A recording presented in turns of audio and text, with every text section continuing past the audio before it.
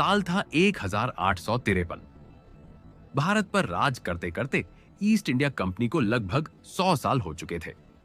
जो कंपनी कभी मसाले और कपड़े का व्यापार करने आई थी, वह अब पूरे भारत की शासक बन चुकी थी। लेकिन अब हालात बदल रहे थे।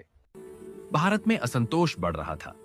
अंग्रेज अफसरों की मनमानी की शिकायतें आ रही थीं और इंग्लैंड में लोग सवाल पूछने लगे थे कि एक निजी कंपनी को इतने बड़े देश पर राज करने का हक क्यों दिया जाए। लंदन में बैठी ब्रिटिश पार्लियामेंट को भी यह लगने लगा कि अब ईस्ट इंडिया कंपनी पर पूरी तरह भरोसा नहीं किया जा सकता।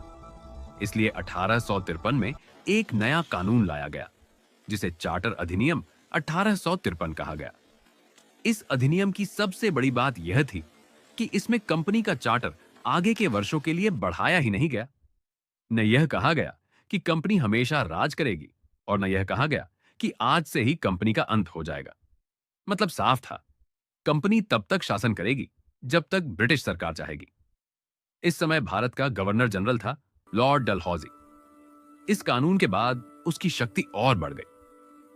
अब कानून बनाने के लिए परिषद में अलग सदस्य जोड़े गए, जिससे भारत में पहली बार एक व्यवस्थित केंद्रीय विधान परिषद का रूप सामने आया।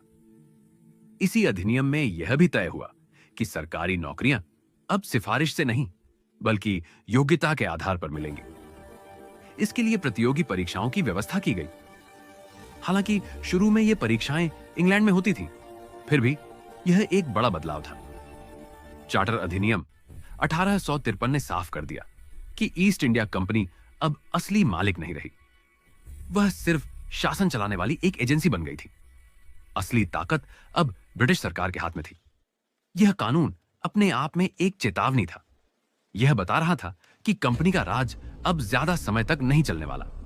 और ठीक 4 साल बाद 1857 का विद्रोह हुआ। इसके बाद कंपनी पर से भरोसा पूरी तरह खत्म हो गया।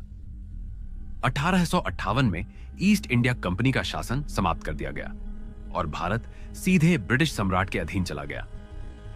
इस तरह चार्टर अधिनियम 1853 ईस्ट इंडिया कंपनी के शासन की आखिरी शुरुआत और अंत की कहानी बन गया। आपको हमारे वीडियो कैसे लगते हैं? कमेंट करके जरूर बताएं और वीडियो को लाइक करना न भूलें।